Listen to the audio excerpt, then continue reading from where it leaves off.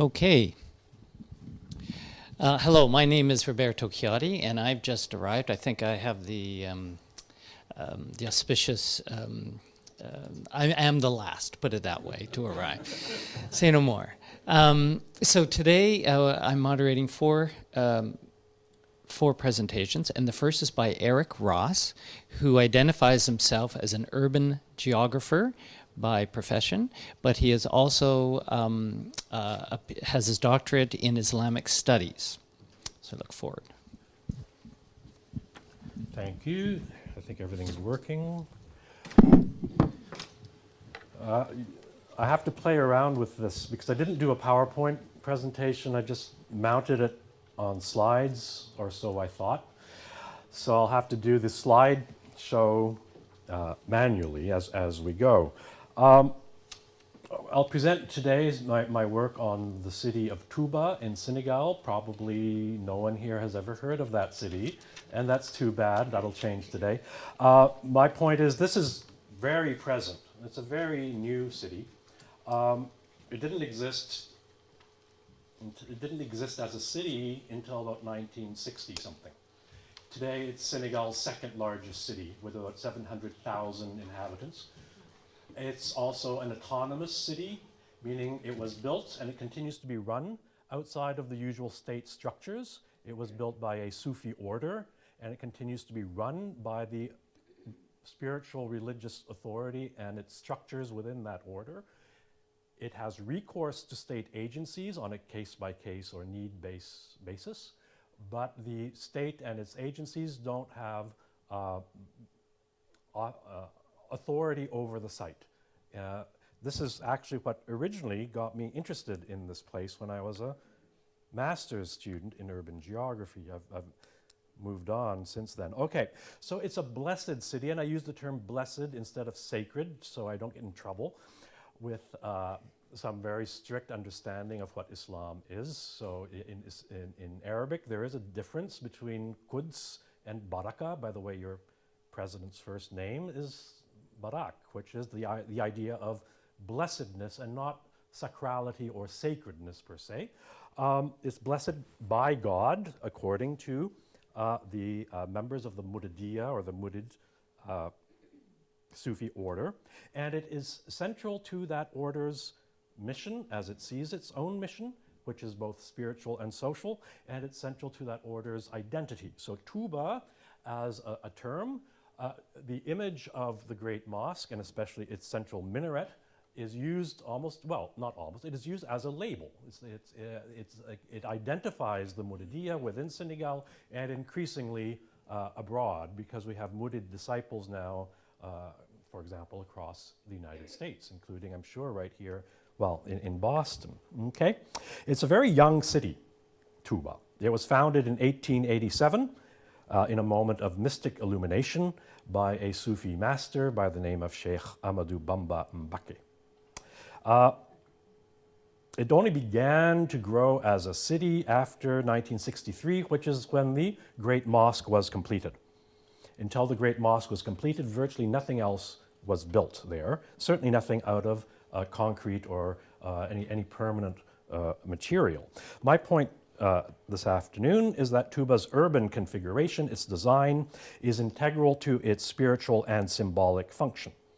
The design uses two important devices, the qutub, or the pole or axis that was mentioned this morning, and the khatim, or the seal, equivalent to a mandala. And I use the term khatim in preference to the mandala because khatim, the Arabic term, is what is actually used in North Africa and West Africa to discuss this kind of design device. And it's very much like a mandala in that it conjoins elements of circle and square, and it's used, as we'll see, in all kinds of circumstances, including architecturally. Each of these design devices, in its own way, ensures the link between the physical city in the material world and the ultimate reality of things in the spiritual realm.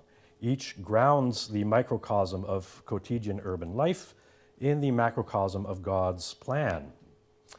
The link between life in the material world and higher spiritual realms is understood within the Neoplatonic emanationist conception of a multidimensional universe, which had been very well developed by seminal Sufi theosophists such as Suhrawardi and Ibn Arabi. This presentation will explore the process through which the city of Touba has been built. The history of Touba's urbanization will be analyzed in two successive moments, if you like, the era of the city's foundation by Sheikh Ahmadou Bamba and the era of its construction by his community after his death, meaning it's a collective endeavor of the entire Murid Sufi order. And that moment, by the way, continues today. This is by no means a finished city. So the guidelines I received when I was preparing this presentation asked that we look a bit at the motivations of the founder and the builder. So we'll start with Sheikh Ahmadou Bamba himself. His motivations were familiar to, if you know Sufism, his prime motivation, of course, was to grow closer to God, which is the what Sufis do. In order to do that, he had to isolate himself from worldly concerns. Early in this career, that meant isolating himself from princes. After French colonization in the 1880s, it meant isolating himself from French colonization. And he chose the semi-wilderness to do that in, where the city now stands. Third motivation was to educate his disciples. And this included the necessity of what he termed khidma. And khidma, I found this morning, is very close to the concept of uses that was presented by Kristen. Khidma is service, and it's service to God first, service to your spiritual master, but especially service to your community. To be a full member of the Murid Sufi order, you need to contribute on all three counts. And khidma, or service, plays an important role in what Murids do, including in this city. Another motivation he had was to set society on the straight path of Islam. Okay, not so unusual for a Sufi master. And specifically to facilitate access to paradise in the hereafter for his followers. So there's a rich literature he produced, much of it relating to access to paradise. Sheikh Ahmadou Bamba's activities in establishing Touba as a blessed place include the following. First of all, his acts of spiritual retreat in the wilderness. So I'm going to try to do this one slide at a time. Here we go. So I mapped his spiritual retreats. This area you're looking at now, unfortunately not so clearly, it's all urbanized today. But at the time it was literally a wilderness. It was uncultivated land, what in Senegal they call a forest, though we wouldn't recognize it as a forest from our northeastern United States perspective. So it's, you know, rather grasslands with trees, put it that way. And he chose this area to isolate himself so that he could devote himself to God. And his khalwas, his isolated retreats, then developed as important neighborhoods of the city today. One of his retreats was the central one. You can make it out here, okay? Which is the center of Touba today, where that mosque now stands that we saw at the very beginning. So this is a painting that was done by a Murid artist in 1997. It since has been reproduced widely. It illustrates a key moment in Ahmadou Bamba's spiritual career. Condemned to exile by the French colonizers, he's sent to Gabon, where the French hope he'll die of some terrible fever. On the way to Gabon, this is 1895, the French captain of his ship refuses him permission to pray on board. He says, fine, and he throws his prayer rug onto the ocean and prays on the ocean instead. And while he's doing this, the archangel Gabriel comes to him in his prayer and shows him this vision of what God has promised him in exchange for his devotion to the point of being exiled. And God promises this indestructible edifice, which will be his legacy in the material world, and you see it here in this illustration.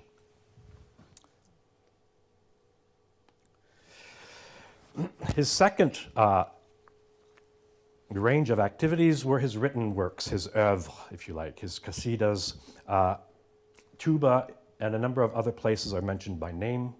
He also wrote treatises about paradise, about the tree of paradise, and I'll get back to that. It was mentioned earlier this morning as well, the idea of an axis mundi taking the characteristics of a tree. This is certainly the case in Tuba, as we'll see. Thirdly, the instructions, often secret, that he gave to his closest disciples, his brothers, and his older sons as well before his death. These are the people who inherited his mission after his death, and in pursuing various aspects of building Tuba, they would consistently say that they are applying what they were requested to do by their sheikh, by their master before his death. Fourth, and I won't go so far into it today, we don't have the time, was his decision to name the places. So that the places he created, he gave them very specific names, and when you analyze these names, you find that most of them are named for one of the 99 divine names. And reciting God's divine names, these are the names by which God is referred to in the Quran. Reciting these names can take various forms. It's the most common Sufi practice. It's called dhikr. It means bringing God to your memory, no matter what you're doing.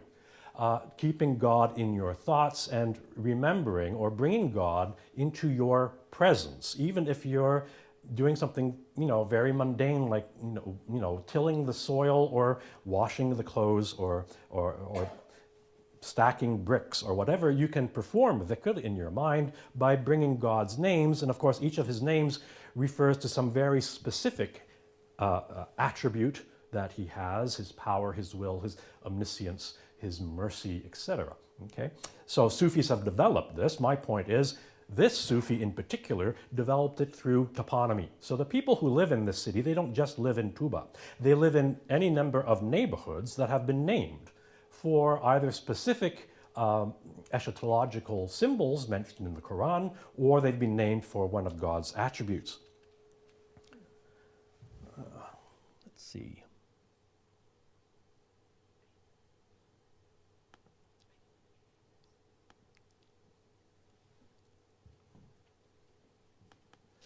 A number of actual real trees played a role in this, including the place he actually had his vision in 1887. When he has a mystic vision, it occurs at a spot marked by a gigantic tree, not this one. This is a baobab that used to grow in the cemetery of Tuba until it died in 2003 and collapsed. Nonetheless, the idea of the tree, Tuba in Hadith, is the name of the tree of paradise. Okay? Tuba occurs as a word in the Quran in a different context, but in the context of recompense in the hereafter for believers who stay on the straight path of Islam. And so it's being named for the tree of paradise, but it's not the city doesn't intend to be a replication of paradise. Rather, it's the imprint of this archetype onto the earth. And we'll look at that as well when we get to the issue of the khatam. First thing I would like to do, though, is discuss this idea of the cosmic pole, which we had that citation from Eliade earlier this morning. Certainly Tuba conforms to sacred space as Eliade defined it in that citation. I think it was, I forget who cited it this morning. Okay, thank you. Let's talk after.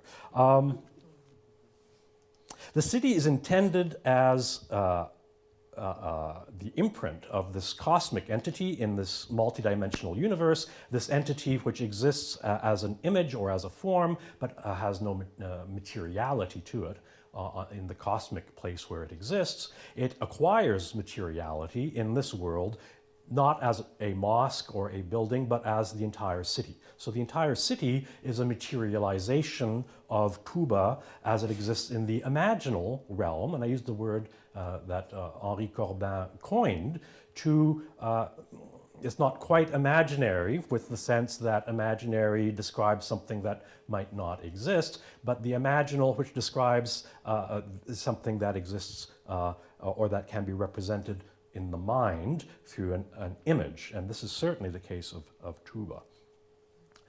The city is intended as a reflection or an imprint of the spiritual entity in the material world. And, well, I'll go to it right away. You're getting close to 5 minutes. Oh, no. Okay, I'll have to do this very, very rapidly. Let's do it this way. Okay, Professor Nader Ardalan yesterday's citation that all good architecture begins with a vision of the unmeasurable. This is how Tuba fits between the spiritual plane and the earthly plane. It exists in various realms of reality in different ways. And this is my adaptation of Ibn Arabi's world tree adapted to the experience of Sheikh Ahmadou Bamba in late 19th century Senegal when he establishes his city as a earthly manifestation of a cosmic axis that goes not just to the Sidratul Muntaha, which is the furthest extremity of the God's created universe, the closest possible place to God that a human can get, at least without dying. But it also extends to the depths, and of course the two extremities end up being the same place, all the way to the fish that upholds the world at the bottom of the axis. When he died, none of this existed yet, except as a project. His descendants built it.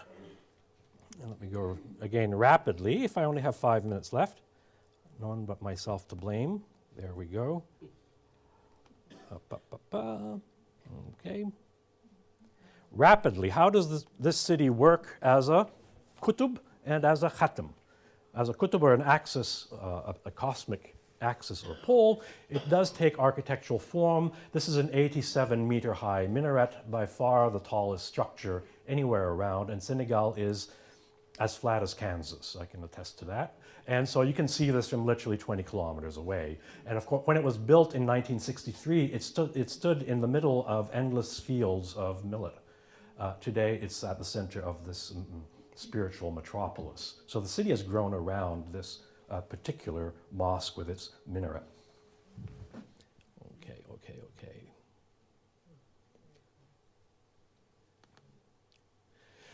The city has a radial plan. This was established in 1958.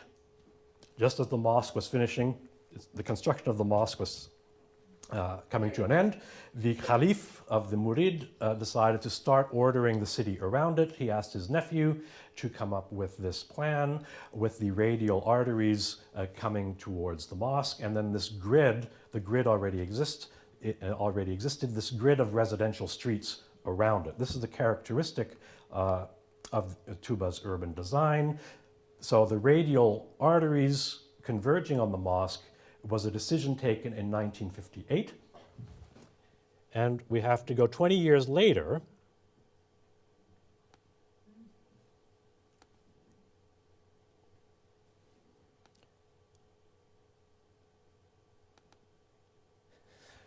20 years later, a second important planning decision is taken to encircle Tuba with this rocade, this ring road.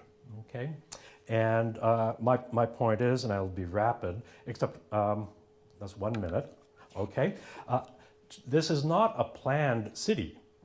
There was no blueprint for this city. It grew over several generations through planning decisions that were taken by the spiritual masters that continue to manage the affairs of the order in conjunction with Murid disciples who happen to be architects and engineers and bureaucrats of state government agencies in the provincial capital of Diourbel, 40 kilometers away. So every time the Murid leadership in Tuba needs something done, they will call in one of these civil servants who technically they serve the state, but their khidma also means that they serve God and they serve their community, and they don't see any contradiction in this service. Nor do they see a contradiction in what they do as engineers and architects, meaning working with matter, and the spiritual understanding of how this matter fits in a multidimensional world that they inhabit. So rather than a master plan for the city, what you have is a common understanding of what the universe is like and what this city is supposed to become. Because building Tuba, it's a process, and everyone is supposed to contribute in some way. Nonetheless, this ring road created what is termed a khatim. And I'm sorry I can't do this rapidly. Again, I thank Nader for I got this from, it's adapted from your Sufi book. I replaced the Persian architecture with Moroccan architecture, but it's the same principle.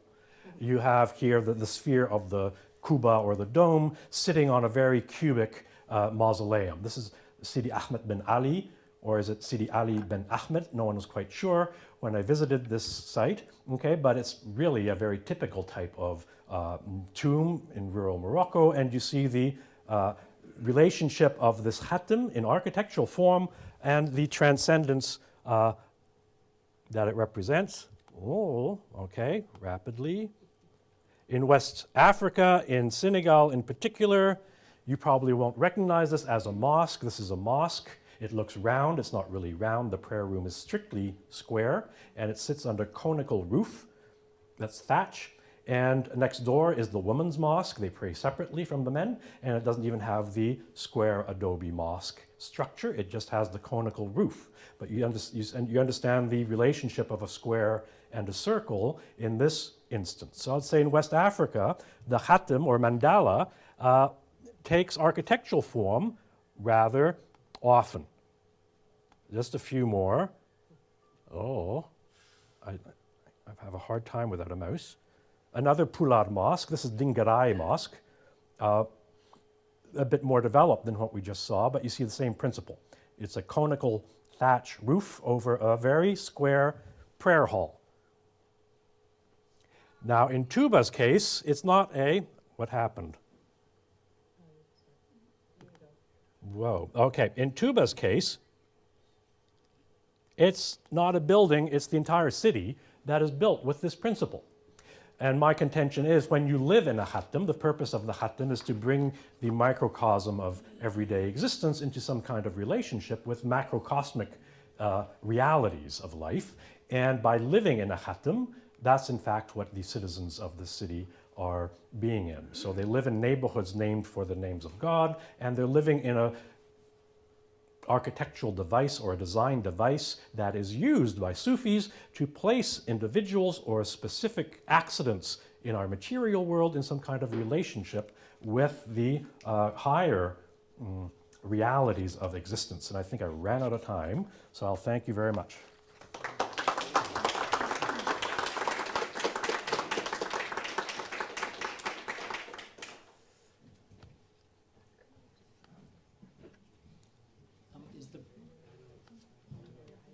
Is the protocol to wait until the end of all four Yes. questions? In that case, I would invite our next speaker to come up, and forgive me if I'm mispronouncing a name, Lina Sidorova.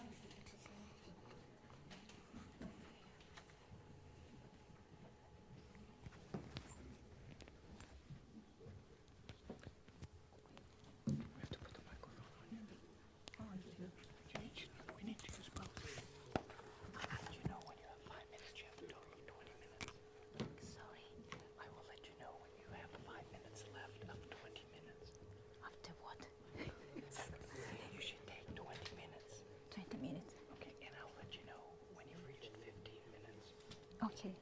Okay.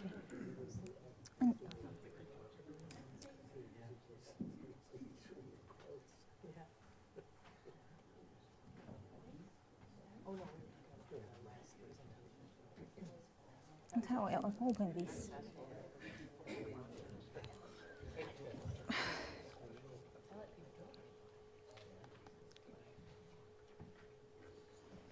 I have it. Good afternoon. My name is Lina Sidorova. I came from Russia, from Siberia.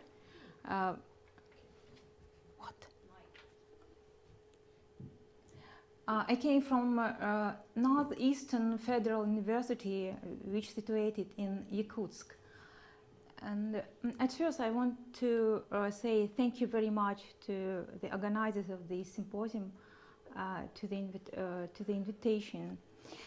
And the title of my paper is Northern Cities, Spirituality of Indigenous Peoples in the Built Environment. Well, it's very light. My paper, there are two parts of my presentation. The first part, it will be some maybe introduction, some shortly information about Yakutsk and about the little bit history of Yakutsk. And the second part is about the built environment and the posts of culture of indigenous peoples and spirituality of indigenous peoples that I investigate in my research. At first I want to show you that Yakutia is a very large republic, or it's a very large territory. It's very light, and it's very huge, and Yakutia is one of the big territory in Russia. You know, the Siberia is some part of Russia to the right from the Ural Mountains. I can show you, like here, Ural Mountains, and this territory, and Yakutsk is here. It's a Lena River here. It's a big river, and Yakutsk situated in here by the river Lena. Yakutsk, the theater, the culture of which I am investigating, is located in the northernmost part of eastern Siberia. It's usually thought that Siberia is a huge territory, devoid of cities or settlements. This is partly true, given the fact that on such a vast territory there are only 8 large cities, one of which is Yakutsk. The depiction of Yakutsk reinforces the stereotypical image of Siberian city as a remote and not a very comfortable place for living. The title of my presentation is Northern City. Yakutsk is a really northern city. And this picture, it's winter. It's winter. It's very long, it's approximately 8-9 months year, and a very short summer, and it's very cold, but actually it's became warmer and warmer. For instance, when I was a child there, it was normally when it was minus 40, it's in Fahrenheit 100 Fahrenheit minus. So now it's just 1 week or 5 days in winter. But actually you can see here, there is no sorry, there are cars. There are cars, and it's the main street of Yakutsk. And you can see here minus 50 of Celsius, and it's 2009. So it's a winter. It's typically, not typical now, but it's our main street in Yakutsk in winter in January. And the second feature of our city is that it's situated on the permafrost. So it's very, technically, it's a very big problem. It's a challenge for infrastructure, so pipes, etc., etc. A little bit about the history. The time and the technology have changed the social as well as the physical sense of space and distance. For instance, in the 17th century, the first Moscow governors could reach Yakutsk in 2.5 years. now a flight on Boeing from Moscow to Irkutsk takes only 6 hours. I say only if we compare with 2.5 years, 6 hours is quite shortly.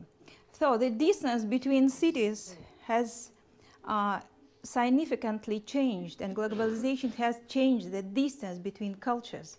And this process of change can be seen in the surrounding environment, in the construction and architecture of cities, which makes modern, especially Russian cities of Soviet period cities all look alike. At the same time, every city has and should have the right to have its own character, its own identity. For post-Soviet cities, this is clearly revealed by the revival of spirituality and religiously inspired architecture such as churches, oratories, mosques, and other objects of religious significance.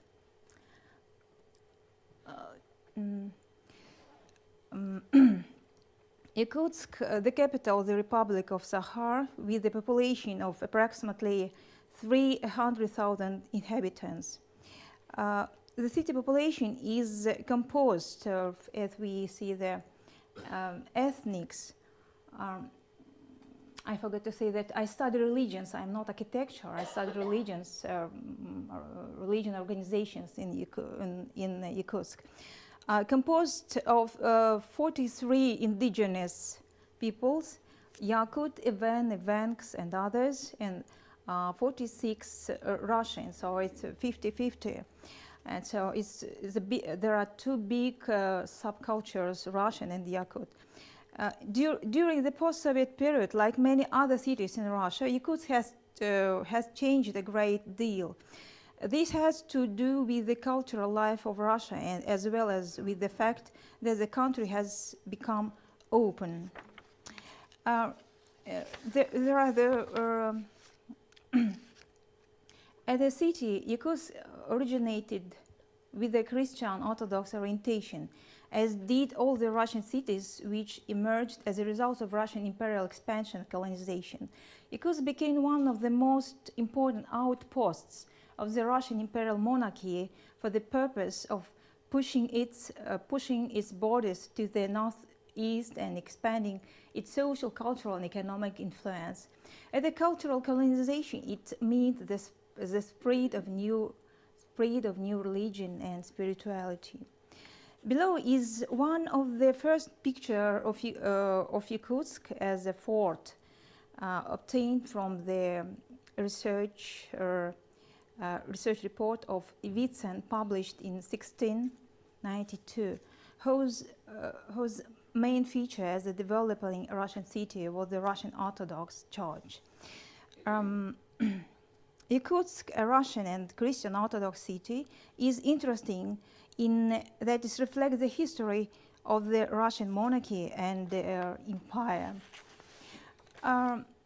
Here, one of their important religious object was the monastery of Christ. The Savior Spassky Monastery was built in 1630 and 1640, and it was the biggest religious object of worship and the largest private property owned in Siberia.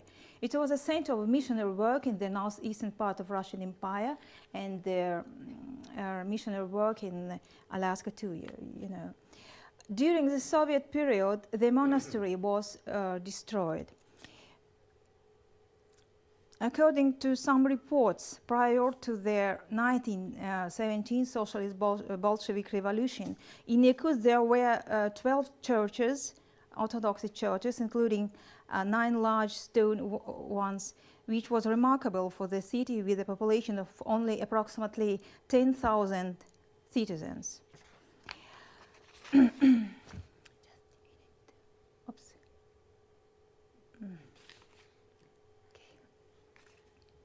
And nowadays, in the post-Soviet time, the circumstances motivating construction work in Yakutsk as well as in many other Siberian cities were specifically related to the spirituality and the religious life of the people. The restoration of churches in the modern post-Soviet Yakutsk began in the historical area, in the historical area along the Lena River, the old city, which used to be the original face of the city looking out at the river. This is a picture of the old city. The Christian Orthodox Church of Transfiguration, the Preobrazhensky Church, built in the historically part of modern-day Yakutsk, holds the central position. It's a most vivid marker of its religious civilization. This one,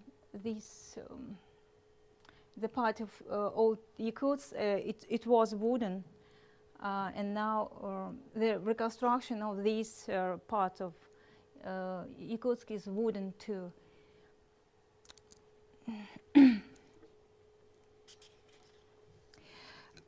Present-day Yakutsk is a place where different patterns and dynamics of interaction between Russian and indigenous peoples' cultures have formed and reformed since the 7th century.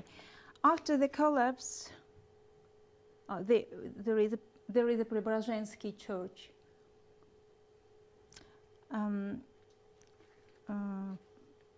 For the Soviet Union, many indigenous peoples began to actively convert to Orthodox Christianity, but some have also begun to search for their religious identity in per-Christian beliefs. As a result of this national spiritual soul searching, many religious objects of the indigenous peoples, usually associated with nature worship, began to emerge, as for example the House of Purification, in Yakut language Archi-Dete, of which there are 3 houses. Sorry.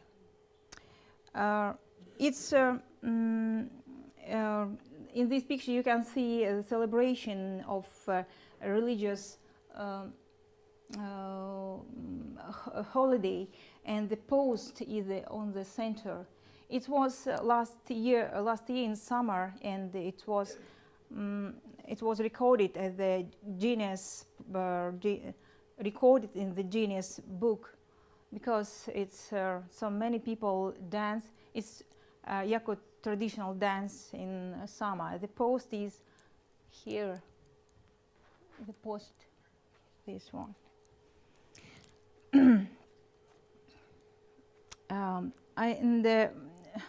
Oops, sorry. The House of Purification, the House of Archi Purification was built in the center of the city in 2002. It symbolized the structure of the model of the world, which is reflected in the architecture. 3 wooden buildings with glass domes, which are turned to the east, which represents 3 levels of the world: upper world, middle world, and lower world. You know, this model is typically for Turk cultures. In the main hall of the House of Archi can be found a big wooden tree, a symbol of the origin of the world. Here are performed the main rituals: weddings, purification rites, held community meetings of the elders, and where the fans of national dance Asochai, this national dance, can gather.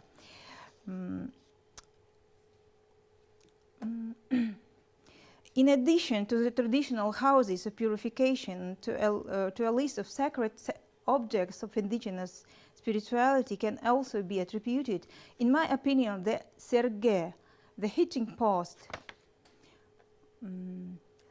For instance, oh my God, sorry.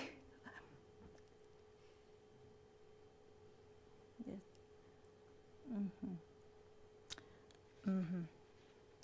My scientific contribution to the understanding of the phenomenon consists in the view that the Sergei can be viewed as a manifestation of religious process. In Yakutsk, for the last 10 years, over 10 Sergei have been constructed, some of which can be seen in the center of the city.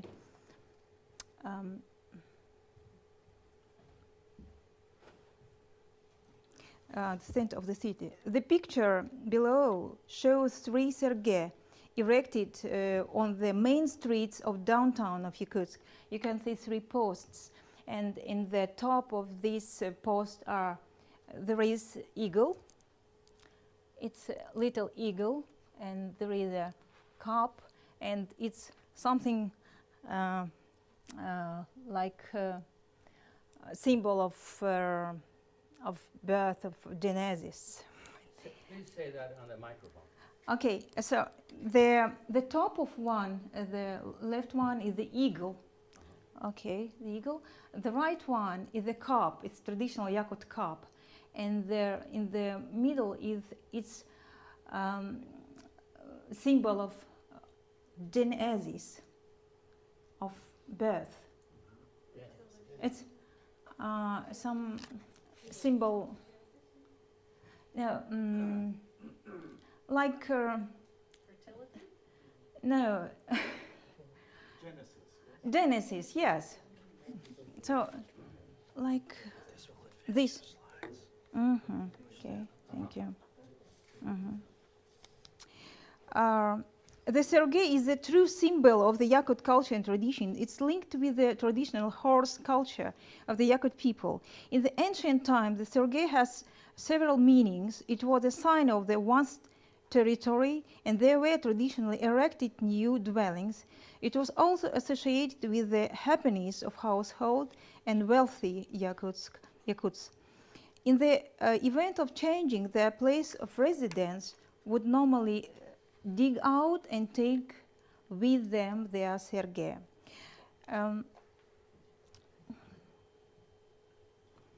A Sergei is usually erected at the eastern side of the house, and Yakut families would normally place several Sergei, usually 3, 6, or 9 in a single row, as in the picture above. And each Sergei would have its own spirit master to which the family members would appeal to for the protection. For example, when a bride in the wedding day would come to the house, the family would erect a new Sergei at the northern side of the dwelling and would ask the spirits of the Sergei to protect the bride from the evil spirits. This picture I made, the old pictures I made this spring, and it's a place close to my house, and it's Sergei close to the shoes store. Yeah. So it's not okay, a sacred place. This place. Most frequently of all, Sergei are set in places of carrying out Sech, the annual summer solstice festival, as we saw before here. Okay. Festival as a part of sacred constructions known as Tusulge. For instance, it's not only one and unique post, it's some part of construction, the center of this construction. And these horizontal elements is some places, according to the beliefs of Yakut beliefs, that in some day gods became closer to people, and they can transform to the birds, and that's why these horizontal elements is for birds, for gods, birds. One of more Sergei are usually placed in the center of Tusulge to represent by tree the world alukmas, it's in Yakut language too, which units the three cosmological words I have said before. Upper world of Ai is spirits, gods, middle world of people, and lower world of evil spirits. No one is allowed to destroy a Sergei. When an old Sergei broken, it's supposed to be brought to the forest and be laid between two fused larches. Larches, as some of the highest amongst all types of high trees, are considered sacred because they are closest to the sky, to the upper world. According to the Yakut myth, it's precisely on their larch in an eagle's nest that the soul of a future shaman is nurtured. I didn't said before that shamanism is developed in post-Soviet period too. It's a very interesting mix of different sorts of religions. And if you compare with this religion and with another peoples of Siberia, because all of them had shamanism too, but in Yakutia, in Yakutsk, it's developed nowadays. And as we heard yesterday in the lecture of Professor Cox, the spirituality is something that consists of belief in magic, and that's why I think that shamanism, it's something beliefs not so maybe institutionalized, but it's magic, and people, it's really new spirituality maybe. Even this shamanism is very old beliefs. The old city, oops, okay. You can see here Tsulgeth, or the post-Sergei is, oops, sorry, oh my God.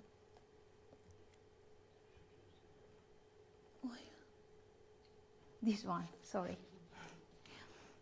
The Sergei is the center of this construction, so it's some place that can be closer to the high world in some days. And the final picture, it's the post is here, this one, and it's wooden. It's became black. That's why it's not. But the interesting phenomenon is that this Sergei, even in Yakutsk, you can see it's modern city. It's stone. There are many stone buildings, and some buildings are typically Soviet, very huge, without some elements or decoration, etc., etc. And Sergei became some symbol of new spirituality, and I think that it's very interesting. And the old city, please, I come back to this picture. Sorry, to this one. The old city is a unique, mainly part of Yakutsk, which contains both the objects of the Orthodox Christianity and those representing the beliefs, the culture of the indigenous peoples. In comparison of the areas of the city with the typical Soviet-style buildings, the old city is a very uncomfortable urban environment which appeared in 90s. It's not only historical center, it's also a model of coexistence of various ethnic groups, rural and urban culture, and the expression of their spirituality. This is a place of sustainability, symbolizing a sense of homelines, a model of a new environment for the northern city, because for the northern cities, most important thing is a warm, in some physical sense. That's why all buildings have not to be huge. They have to be small, and they're warm in some symbolic sense, because as we all know, If we need the warm, we need the home. That's all. Thank you.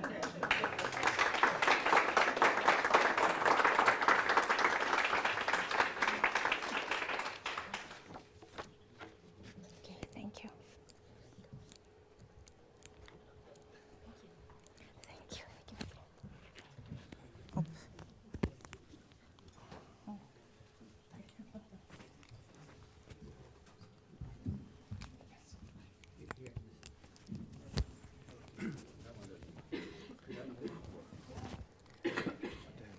Yeah.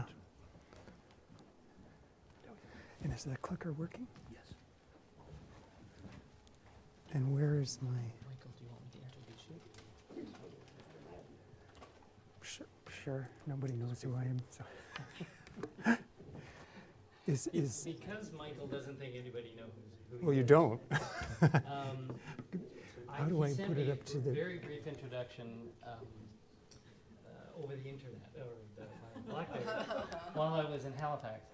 So he is a graduate of Ryerson University School of Interior Design in Toronto. So he is from where I am from.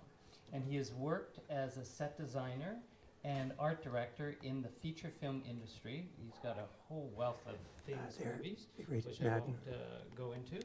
But he's also received a Master's of Art in Religion, Visual Arts Concentration from the Institute of Sacred Music, Worship, and the Arts at Yale University. Good afternoon, and thank you for the invitation. Our Lady of the Angels Cathedral, Urbanism Phenomenology, and the Sacred. Oops. There we go. The celebrated Cathedral of Our Lady of the Angels in Los Angeles marked its 10th anniversary of consecration on September 2nd, 2012. No other recent ecclesiastical building has been so thoroughly disseminated and critiqued, even castigated. Three agents together, the city, the patron, Cardinal Roger Mahoney, and the architect, Raphael Maneo, constituted a triad out of which the cathedral emerged not only as significant ecclesial architecture, but also important urban architecture. The stakes were high for each agent, with local, national, and international reputations at risk. A greater risk, perhaps, was and is the credibility of the phenomenological claim that asserts an enduring need and role for sacred architecture as a bearer of meaning within the urban context, even as contemporary culture ostensibly seeks what the architectural historian Kenneth Frampton refers to as secularized spirituality. The contemporary philosopher Carsten Harries claims in his essay, Untimely Meditations on the Need for Sacred Architecture, that the sacred needs architecture if it is not to wither, and that similarly architecture needs the sacred. His meditations include an invitation to move beyond seeing the contemporary age as the age of the decorated shed, a metaphor borrowed from Robert Venturi. His underlying intent is clearly directed to an acknowledgement that what the world needs is not a decoration of reality from which meanings and values are excluded, but a window to what transcends that reality, a window to the sacred. Harries believes that architecture can create such a portal through a binding back of aesthetic creativity to the sacred, a return to that binding measure of responsible freedom which grants weight and substance to human life expressed in architecture. This presentation will examine the Cathedral Our Lady of the Angels as a means of explicating Harry's twofold claim that the sacred needs architecture and that architecture needs the sacred. The exercise will be framed by a phenomenological reading of the cathedral, not as an object or as a phenomenon within the concept of the natural landscape, but in relation to its urban context. Harry's essay provides an entry point by mapping how sacred architecture places the human person and community within time and space. He asserts that what distinguishes Lincoln Cathedral from its circumscribing architecture is more than just a building with an added aesthetic component that performs a representational function, where a substantial public place of assembly deemed worthy of the community's material investment has been transformed into a venerable aesthetic object. Lincoln Cathedral witnesses to that which was valued as most profound and meaningful in life by those who accommodated, those who commissioned, and those who designed the building. The cathedral, as the material object, is then seen and experienced as an implanted presence from the past, proposing an authentic community life in the present and promising eternal bliss in the future. Lincoln Cathedral is perceived to embody what Harries calls figural significance for the community, and so is endowed with unique resonance, weight, and substance. Within this context, Harry likens the experience of the sacred to a vertical which intersects our quotidian horizontal lives, disposing individuals and communities to the transcendent in a particular time and place. Mircea Eliade employs similar axial terms to describe the intersecting character of the sacred within time and space. Sacred space is interruptive and inherently fecund, pregnant with further interruptions.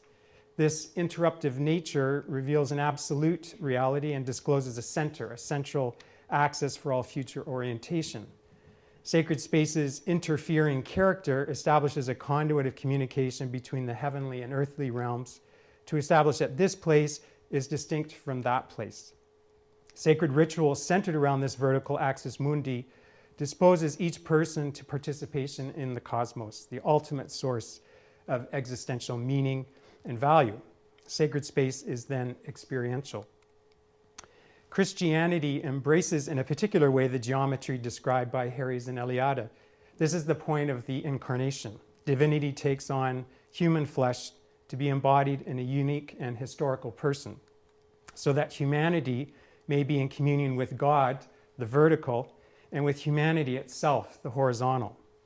For Catholic Christianity, the mystery of this union in which humanity is the image of the invisible God gives meaning, new meaning and value to human materiality. Arriving from beyond time, as it were, the Los Angeles Cathedral's immense concrete cross, rather than simply dominate, gives deference to the sanctuary's life-size crucified humanity of Christ in bronze. Here, the extraordinary embraces the ordinary. Embodied humanity is now holy. Harry's insistence on the permanent union of spirit and matter as constitutive of the sacred, that vertical intersecting the horizontal, is then anticipated and actualized. At the same time, Catholicism asserts that all time and all space are blessed and suffused with holiness, and so assumes that the sacred finds expression in a diversity of forms. Catholicism not only perceives and experiences the transcendent in this particular time and place, but also comprehends the world and life itself as inherently sacred. Within this cosmology, Catholicism affirms the human need for ritual environments that constitute what Aldo Rossi describes as a constellation of singular points of intense encounter with the sacred. Here, Catholicism orders these singularities through its liturgy to create built forms that, as Rossi says, in the very act of being constituted, are transcended and go beyond the functions which they must serve, to attend to the divine's immanence within the created order. Sheltered and supported by sacred architecture, Catholic liturgy transcends time as it invokes the future eternal life with God by bringing the past, God's entry into human history in the person of Christ, into the present, communion with Christ. In this way, the liturgy shapes the gathering of the individual and the Christian community throughout time as a horizontal movement forward to encounter the vertical movement of God downward. The Los Angeles Cathedral and its ritual marking of time as a union of material and spirit is then experienced as Harry's intersection or Eliade's interruption of this place with transcended space and time to become sacred space, where the curtain, as Pope Benedict said, where the curtain of temporality is raised. Our Lady of the Angels Cathedral is such a singularity. The visitor is choreographed through a measured progression of elevational changes of ascent and descent throughout the site. The rhythmic pacing of the asymmetrical concrete piers, the alabaster glazing in the nave with its animation of light and shadow revealing a myriad of textures, and the linear detailing of the ceiling with its many intersecting angles reading like a tented roof, frame a kinetic and sensory experience of space. Here, the visitor is led through what this faith tradition understands to be a hallowing of time and space by the cathedral's subtle architectural cadences, which in themselves witness to the divine's immanence permeating the material world. Harries looks to Walter Benjamin's writing to describe the experience of the sacred in architecture as that which necessarily transcends our capacity to produce or reproduce it. Reproduction is understood here to be a rending of architecture from its historical context and rootedness in the fabric of tradition, destroying the aura of a work of art. While a shared faith narrative around which past individual and communal lives were formed and sustained can no longer be assumed, the substitution of the aesthetic for the sacred within contemporary architecture is incapable of creating a contemporary sacred architecture. Aesthetic appeal, defined architecturally here as a self-sustaining aesthetic whole, free of all contradiction, and where all external conditions must be deemed significant obstacles, is not enough. For such an architectural modus operandi is indifferent to sacred transcendence and is opposed to every contextualism. Buildings that invite cloning are buildings that lack a certain rootedness in particular contexts, appear as ready to travel, and as such are what the French anthropologist Marc Auger refers to as non-places that are everywhere and nowhere. Buildings with such weakened identities and indifference to transcendent experience render such architecture incapable of spiritual shelter. That's Harry's term. Such transient and apathy sever the critical link between architecture and the sacred. The implication for Harry's is a fallout of history and a loss of place for contemporary architecture. Given contemporary culture's attachment to the promises of the Enlightenment, where human reason alone is the final arbiter of reality and meaning, and which presuppose to reproduce reality back into our concrete lives, Harries notes that it is no surprise that this reality is increasingly experienced as devoid of transcendence and lacks any place for the sacred. The substitution of the banal for the sacred within contemporary culture is then inherently ironic. Contemporary life seems to have need of what it has inherited to decorate a life that seems impoverished without such embellishments, all the while displacing the sacred's aura for aesthetic appeal, beautiful, or just interesting mass, according to Harries. Contemporary culture's memory and its memories of meaning are impoverished and further compromised as the non-place increasingly directs the ordering of individual and communal living. Yet for Harries, sacred architecture is place-establishing architecture that looks to provide not only functional shelter, but also what I would describe as soul shelter. Sacred architecture is not simply a meaningless material envelope housing ritual activity, nor is such architecture meant to manifest a definitive containment of the sacred. Sacred architecture is holistic architecture, attending to and communicating with the body, mind, and soul to become what Sigurd Bergman characterizes as a living space for the art of surviving. Sacred architecture is then a memorable countercultural measure, asserting that the spiritual and the material of architecture are not mutually exclusive. Rather, both inform and animate each other. Both are intrinsic to a process that seeks to actualize integrated and resonant space. The Cathedral of Our Lady of the Angels' commanding presence next to the Hollywood freeway is a case in point. The cathedral supports and effects an intentional remembering as it embeds memory through the ritual choreography of the visitor's body and time and space, all framed within a structure that offers the potential for encountering immanent meaning and the transcendent. Throughout the cathedral interior, one notices in the vertical concrete surfaces the vestiges of 12 crosses. They are remnants of the cathedral's anointing during the rite of dedication and ritually mark the structure and volume as a weighted and substantive space. The crosses have been absorbed into the cathedral's walls and remain forever visible as traces of sacred markings. They architecturally embody the permanent union of spirit and matter, and so are empowered spiritually and physically to witness to new meaning and value imparted to mundane materiality. I think you can see the cross.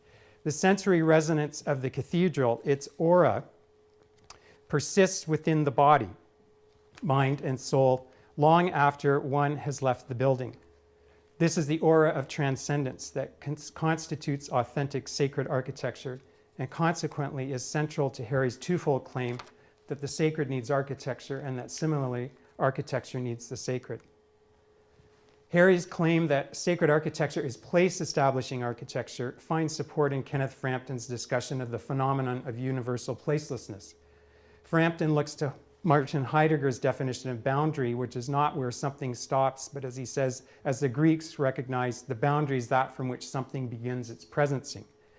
Resisting this phenomenon of universal placelessness is predicated upon a defined or bounded domain, which in its public manifestation is the bounded place form that empowers the built form. Christian Norbuck Schultz expands Frampton's concretizing of this presencing by employing Heidegger's concept of dwelling to describe architecture as a means for humanity to establish an existential foothold, where dwelling in an existential sense is the purpose of architecture, where architecture is a means to visualize the spirit of the place, or genius loci, where to create meaningful spaces is to help humanity to dwell. Norberg Schultz defines this existential dimension in terms of place, where place represents architecture's share in truth and the concretization of humanity's dwelling, both of which inform humanity's identity. This identity is spatially defined by structuring the human environment with what he refers to as objects of identification that transcend the historical situation. The human person experiences its environment as meaningful when the environment is accessible, when the human person feels at home because he or she can orient themselves within their environment. This orientation is predicated upon Heidegger's condition of dwelling. The cathedral community dwells in this place because of the cathedral's presencing that, in an existential sense, becomes the purpose and orientation of its architecture. In this sense, Our Lady of the Angels Cathedral becomes Heidegger's thing, which gathers the world, offering the world more than a framework for meaning, but an encounter with the source and architect of that meaning.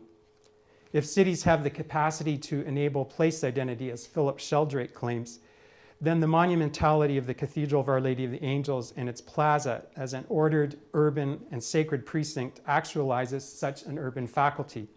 The cathedral precinct reads as one large stage where processional movement immerses and choreographs visitors in the measured act of an individual and communal earthly pilgrimage to become a subliminal communication with the embodied memories of visitors. This is not a flight into a dematerialized world, but an invitation to enter another world where Christianity has a particular capacity to hold unity and multiplicity together. The cathedral's massive concrete cross enters the cathedral's east end along a 45-degree descent oriented to the altar.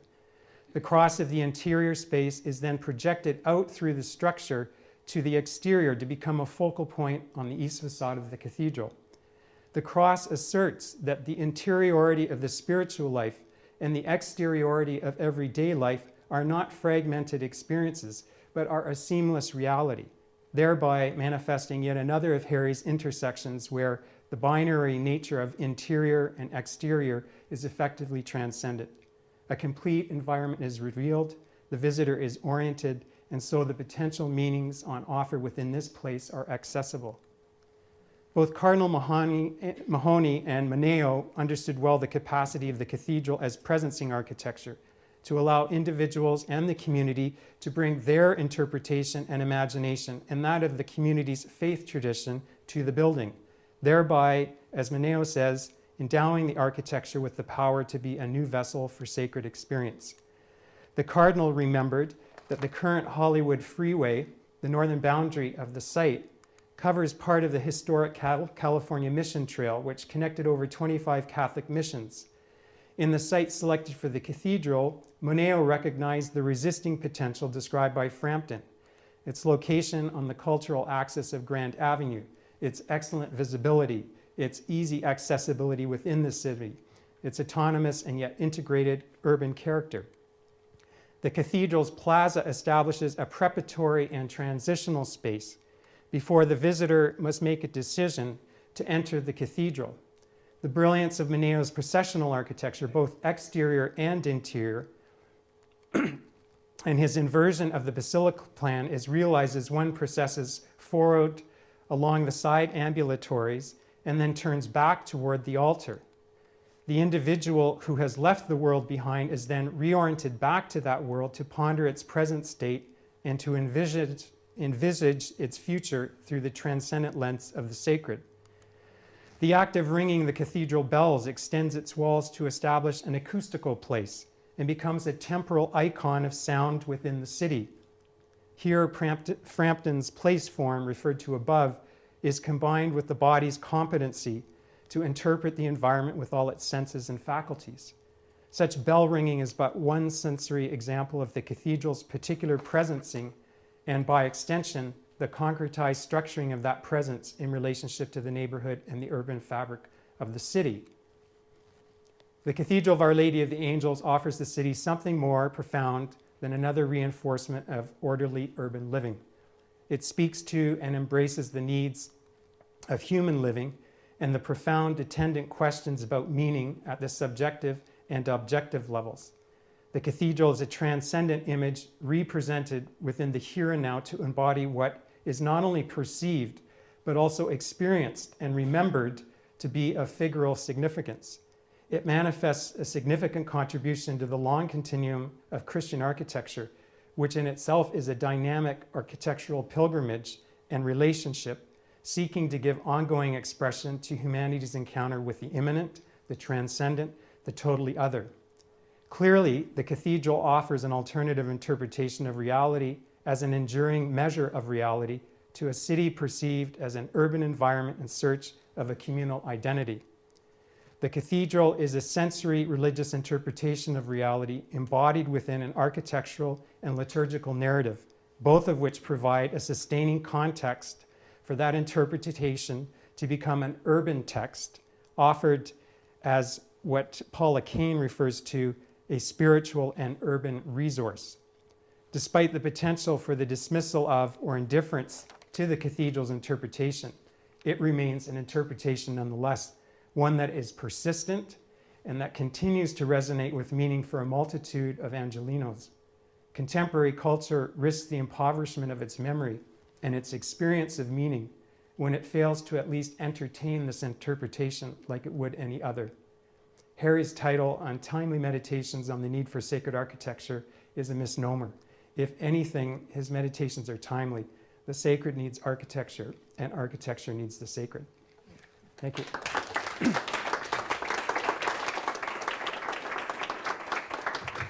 Whoops.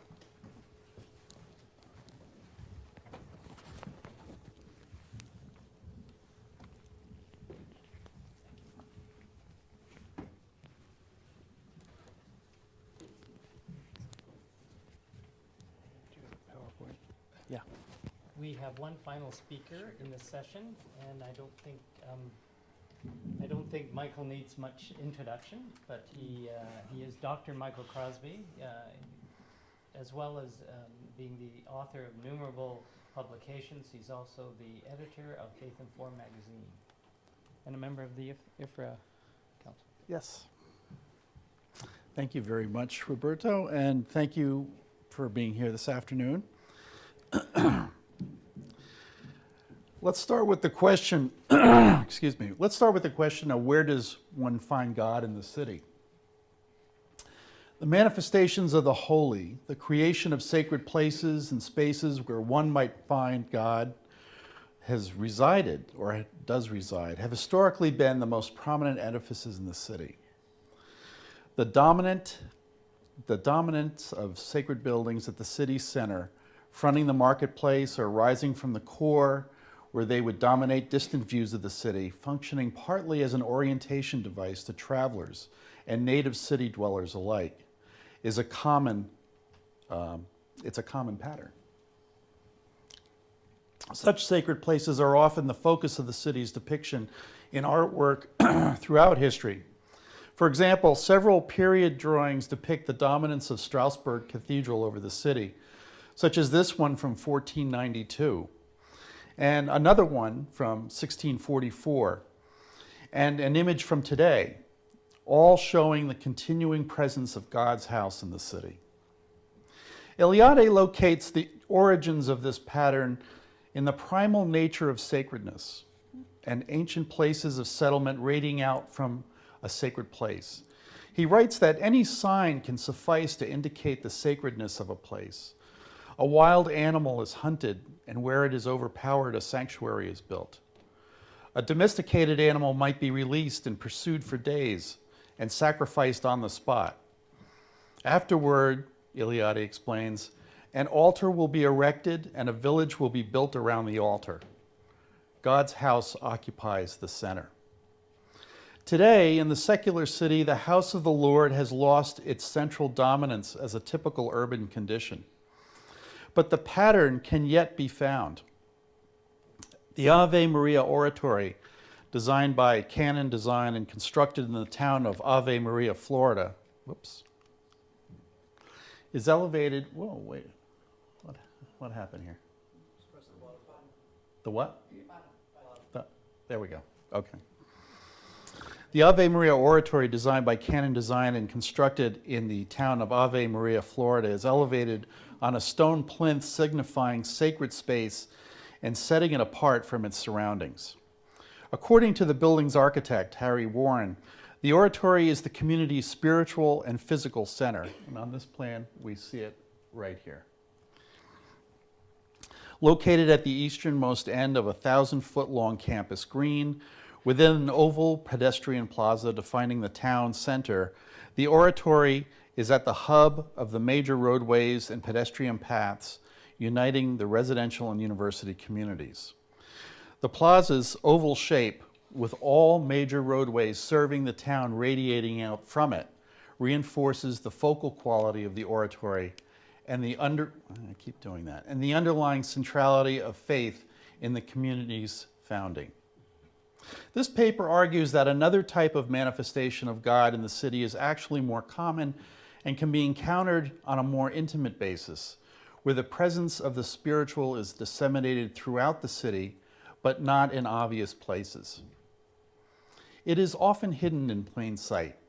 Rather than a center point of concentrated sacred space, one can meet the holy throughout the city, in narrow alleys, behind garden walls, squeezed between row houses, on rooftops, and in cellars.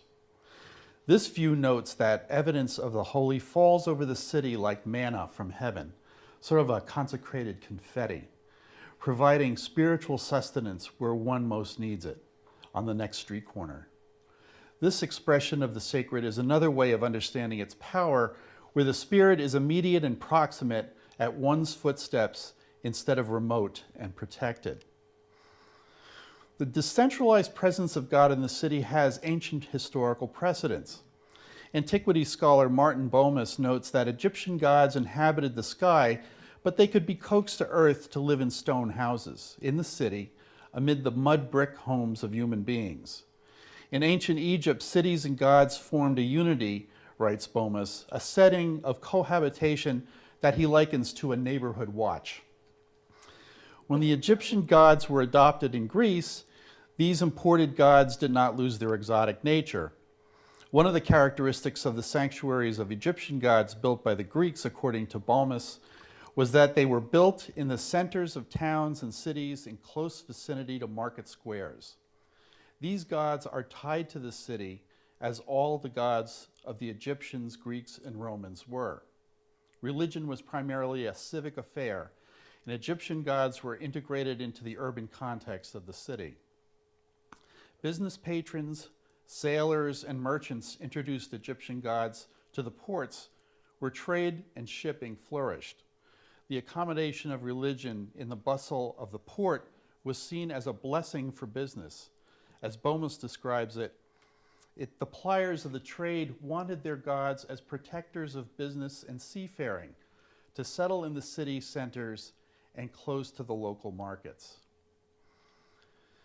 Although the pattern of God at the urban center is most common, if we look closer, we find sacred places at a smaller scale scattered throughout like manna, in shadows and corners and not so obvious places, hidden in plain sight.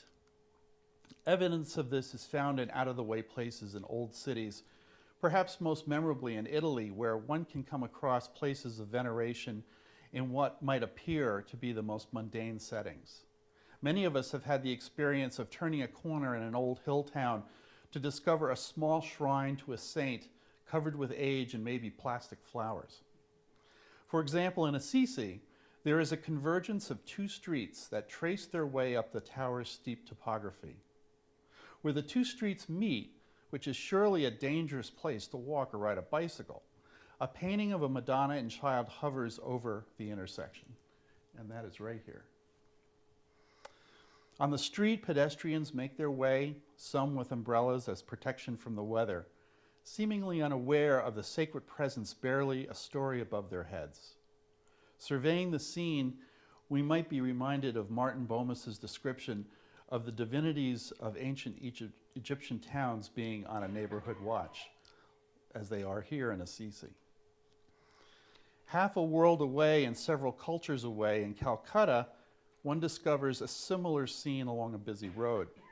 A concrete altar painted red hugs the side of a building. On it are carefully placed triangular easels that present the images of Hindu deities printed on cards. Behind them are smooth rocks and stones with fecund shapes, perhaps symbolic of the fulsome gifts that one might implore the deities to bestow. At the center of the altar is a beat-up old metal box with its top slightly ajar to ease its removal in making an offering. But the larger context of this shrine is worth noting. It appears to sit right next to a small grocery piled high with goods. A merchant keeps a watchful eye. Within the frame, we can see two pedal taxis, which must share the road with larger, more powerful, and faster vehicles. Bomas's description of merchants wanting their gods close by as protectors of business and the ferrying of goods through the city certainly applies to this contemporary urban tableau.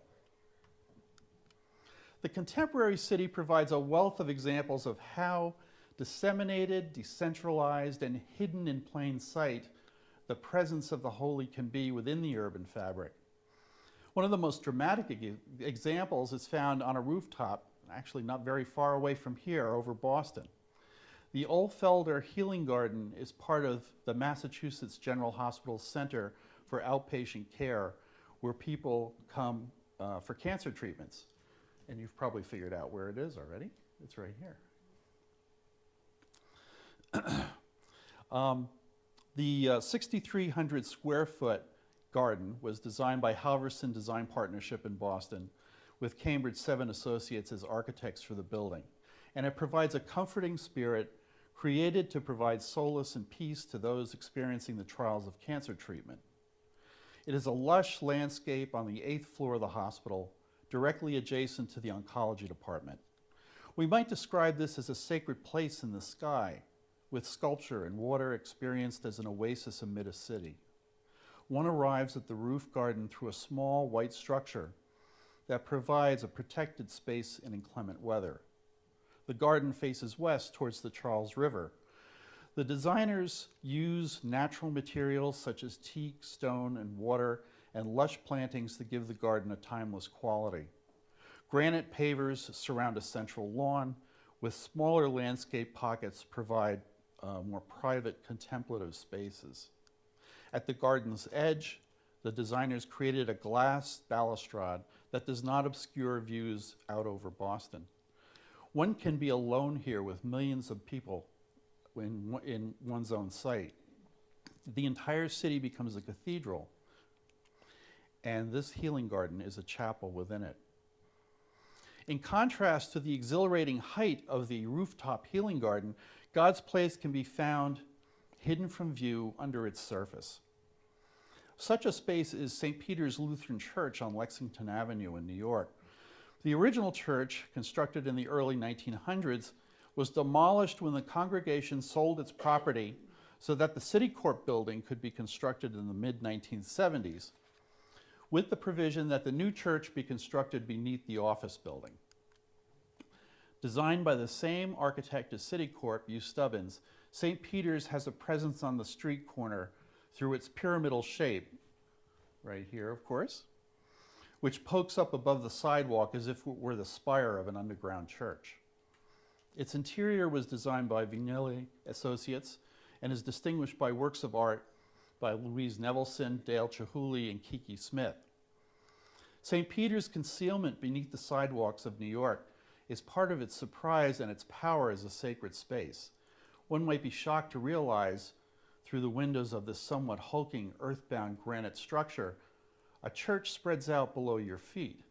It is as if God has suddenly reached up to playfully grab your ankle. The city is filled with dark and hostile places. Train yards are among the most foreboding places of urban legend. But one can find evidence of the divine here too. The church Sunpu in Japan occupies a site directly adjacent a railroad yard in a gritty neighborhood. This Protestant church is on a corner between commercial and residential areas. The sanctuary sits close to the commercial zone and faces a railway, its corner entry towards a town square.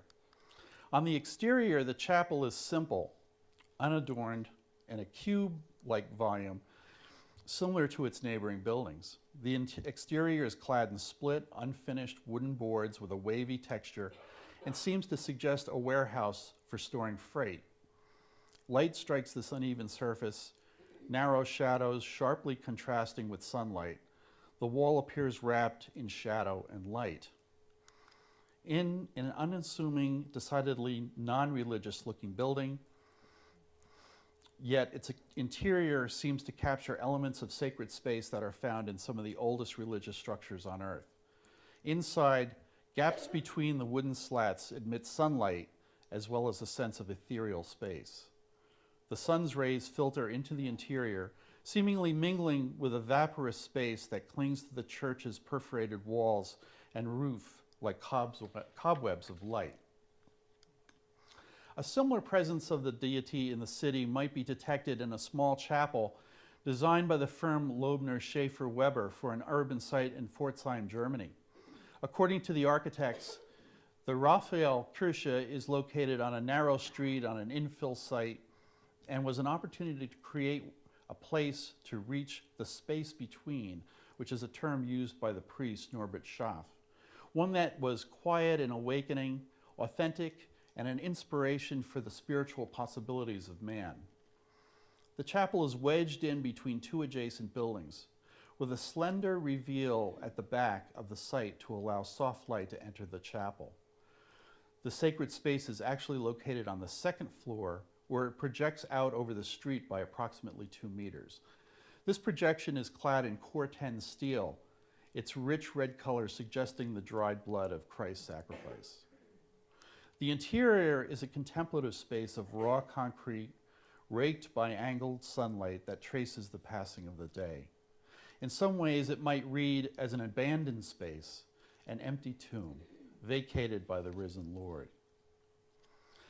The idea of a divine occupying abandoned space in the city that was left over and devalued, and through divine presence making it rich in value, is one that pervades the creation of a sacred landscape in California. Westwood United Methodist Church on posh Wilshire Boulevard in Los Angeles might be the last place you would expect to find evidence of the divine curbside. For it was just a blacktop driveway between the church and a senior citizen's apartment house. Here's the church, and here's the edge of the apartment house here. And this was just a blacktop driveway. Within this 10,000 square foot space, architect Michael Lair created, as he describes it, a series of transitions, hidden places, and holy places ripe for old and new rituals. This pocket park is a long, narrow space partially devoted to a driveway that serves the church and the apartment complex. Within it, a 160-foot-long bench was designed to provide a place for respite and reflection. Water, trees, and light give the outdoor sacred space a sense of calm. Beneath the trees are aluminum benches that have been laser cut with scriptural passages, which glow at night when the benches are illuminated from within. One can walk by this diminutive park and in the evening and see the Word of God glowing among the trees. At the front of the church, a new grand staircase was designed to reach out to passers-by. More scriptural passages are carved into the risers of the stone steps visible from the sidewalk. They're right along here. In this slide, it's very, very hard to see it, but there are scriptural passages carved just into the riser stones. In this way, the Word of God might be discovered almost by happenstance as one walks past this place of prayer in the city. God can be found in 1,000 different places, hidden in plain sight throughout the city, and that's a condition that is center to the idea of a separation between, it's counter to the idea of a separation between the sacred and the secular. But in the city of God, St. Augustine describes the city of man and the city of God as forever entangled together in this world, intermixed until the last judgment. Is this not really the urban condition of all time and all places, as well as the nature of the divine and the world at large? A.T. Mann writes that to the earliest cultures, the entire earth was sacred. Sacred landscapes were built upon again and again. Holy ruins were subsumed into new structures, and pyramids, temples, mosques, stupas, and entire holy cities rose upon different places that became differentiated from the profane. But underneath it all of creation was sacred. Perhaps every corner of the city can claim such a sacred lineage and presence. Thank you.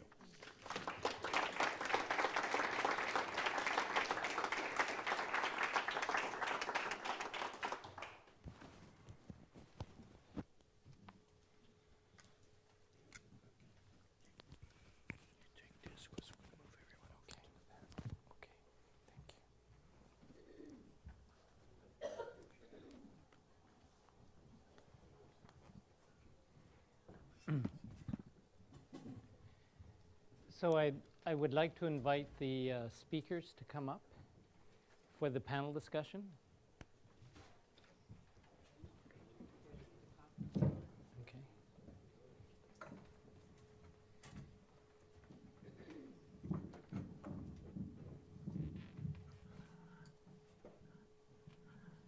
So I think we have 4 very different presentations. Is there anybody who would like to start with a question? Please.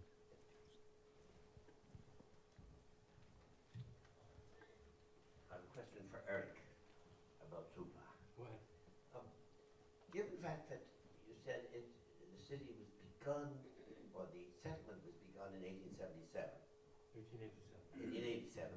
And the city was founded in 1960, 1963. How did it possibly survive Senghor's revolution, which created the new state and got it away from France? Okay, the Sufi orders, the leadership of all the large Sufi institutions in Senegal, this is not the only one by any means, there was a consensus among them, even though they were all Sunni Muslim, to support Catholic Senghor against the more radical movements in the independence movements, which were Marxist and communist at the time. And so there was a tacit agreement where Senghor could produce his type of state, and these groups had the autonomy socially to produce their alternative societies in their sanctuaries. Yes, and that entente has remained till today. It's like a social contract of sorts, if you like.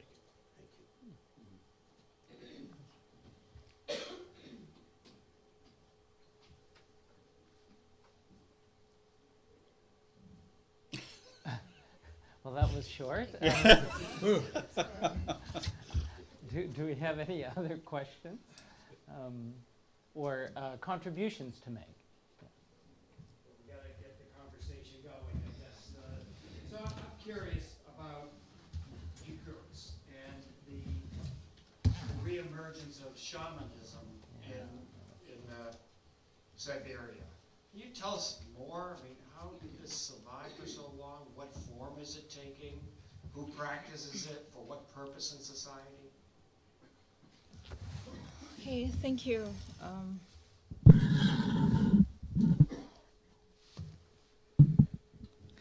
In 90s, it was some process called revival of religions. And as I saw in my presentation, there, and now I speak about Yakutsk, only Yakutsk. The population of Yakutsk is half and half Russians and indigenous peoples, especially Yakuts. And the revival of religions means a revival of all sorts of religions pre-Soviet, and it means orthodoxy and beliefs of indigenous peoples, shamanism, for example. And as about the shamanism, inside is there some process of revival of some forms, pre-revolutionary, and some modernization. Of course, now we cannot see the shamans who have some drums and do something like in 17th or 18th century. It's some modernization. For example, it's some phenomenon of healers. We have healers. They so they are. We call them in Russian целители. So some people who can, like doctors, but they use the method of shamans. So, and some people call them shamans, but actually, a real shaman never say that he is a shaman, but people call them that he is, and or she is. So it's some extra senses, and we, for instance, we have association of traditional medicine. It was established in 1993, and the members of this association, they are not doctors, professionals, but they can advise, they can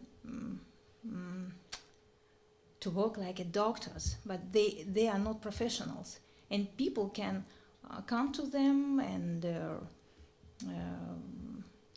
to have a consultation, etc., etc., and they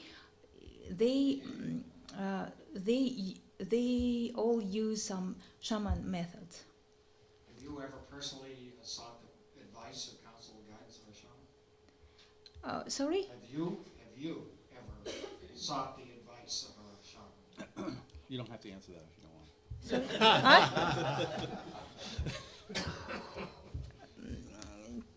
I think I think there are many people who want to believe in shaman. It deals with the yes. If people wants to believe, they can believe in shamans too. One other point, you mentioned that over your lifetime you've noticed changes in the climate over time. The severity of winters getting milder. What's the implication of the permafrost in the city built upon the permafrost? Sorry.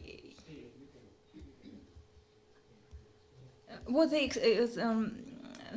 as I noted in my presentation, it's changes in climate, and as a permafrost, there are some different points, some different points of view to the future of this permafrost. But So has it had an implication to the city? Sorry? What's the implication of the climate change in the city built upon the permafrost? Oh, there is. If you have ever been in Yakutsk, you can see that all the buildings, there is some technology. All the buildings have something like legs. legs. That's why even there, it will be a little melting. They are stable. So it's technology, but I'm not expert for this. Because Yes. I would ask Michael, given, oh, I'm sorry. oops. We're just To at the table record here. this for posterity. I was thinking when you included the quote from Augustine about this kind of enmeshment of the sacred and profane, that it's this kind of porous reality that he was. I wonder if within architecture, within the urban context, whether there's too much emphasis on delineating the sacred and the profane, in the sense that, I mean, I'm thinking of, let's say, the Catholicism, that particular tradition, that it sees it as porous and whatnot, and yet we keep coming back to, oh no, there is this division, and I wonder if that is, in a sense, undermining the very value or you know, that we place on this kind of seamlessness, or I would say it's just that they're competing views of the relationship between the sacred and the profane. I think there are real rich advantages to having it as porous as possible. That we're creating space. First of all, I think we've been talking about how the creation of space in cities and the creation of buildings in cities and the creation of cities themselves has become coarse and not as venerated as it once was. And there might be an element of that we don't see our cities as sacred anymore, that they're just really places for commerce and marketing, market buying stuff and that sort of thing. And maybe more of a porous or less of a division between those two things could help instill sort of the way Kristen was talking about, sort of more of a Burnham approach to the city as having sort of a long-range agenda. Whether you agree with that agenda or not is a whole different discussion. But I think there are detrimental aspects of it. But it makes it easier for us to think about the sacred and the profane by splitting them into two separate camps.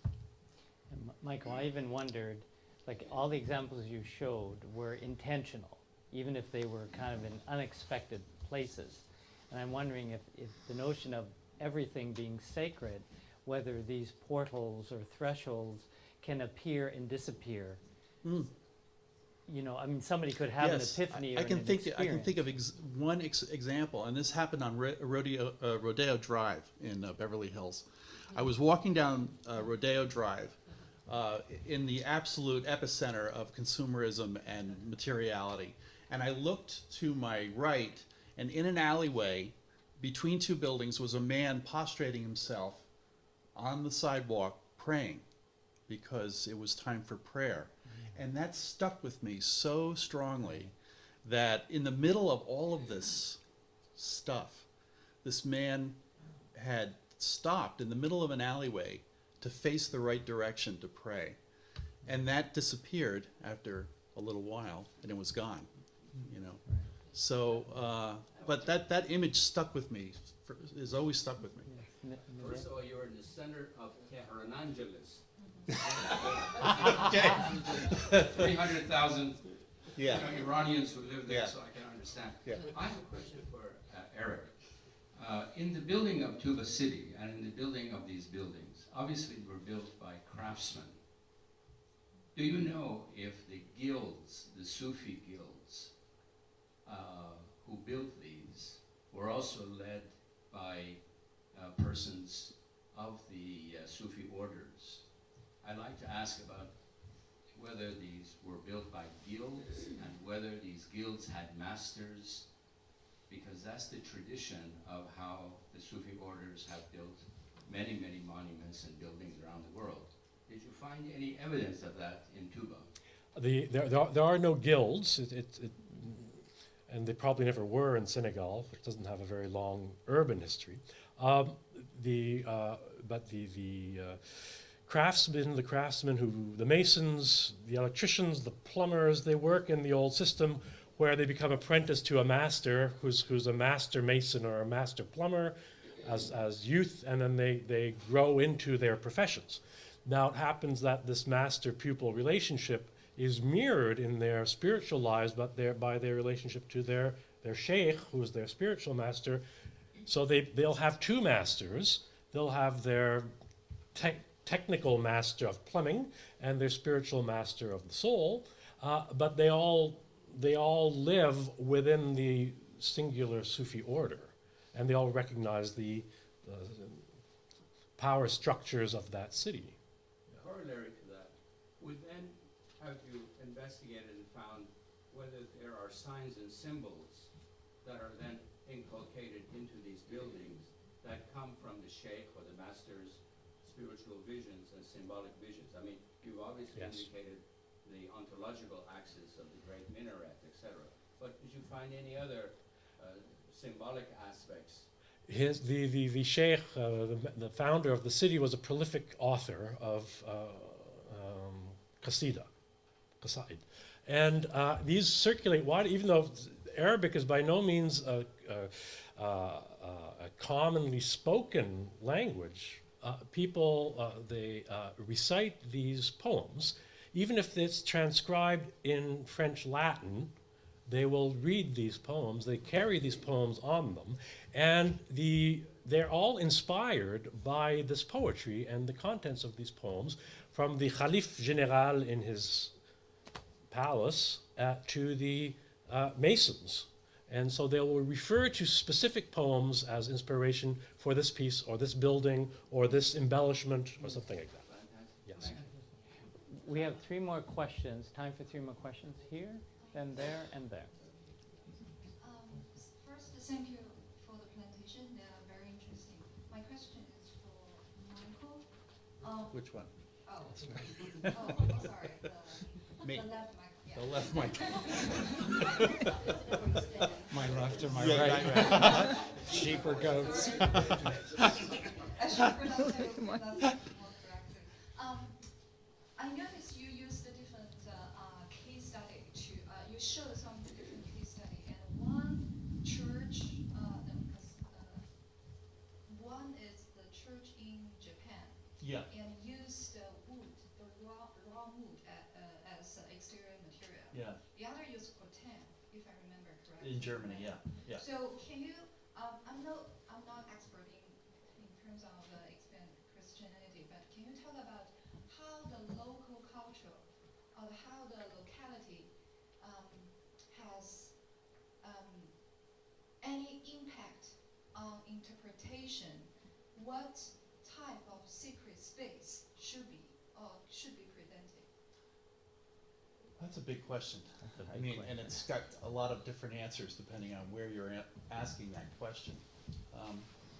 I think in the case of the church, the Supun church, the material was selected primarily because it seemed so contextual in this neighborhood of, warehouses and railroad buildings and that sort of thing. So it seemed to be a contextual response to what was around it. The building in Pforzheim, I think it's raw concrete and this Corten steel, this rusting steel.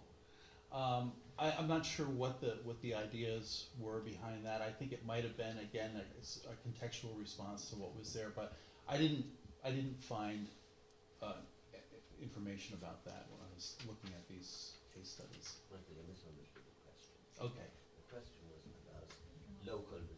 I think he misunderstood your question. Now, I thought your question was to deal with how the local people, were they involved in the selection of such material? Oh, I have no idea. I have no idea. Okay. So this is a really big question. There are I suspect that all of us here are, just based on the presentations, but I seen that all of us here are pretty sympathetic to the notion that the sacred manifests itself in worldly things, in unexpected ways, in ways of its own choosing. But there are religious traditions that regard the sacred as being totally other, and there are religious traditions that regard the sacred as suffusing everything. I guess the former we would refer to as monotheistic traditions, and the latter pantheistic traditions. And I'm just wondering that I think we all have this we seem to all have this sensibility that the sacred is present in things, but I also suspect that we have some view here that some things are better and some things are worse. And so I know that if we tried to articulate some notion of good and bad, that we would instantly fall into all kinds of disagreement.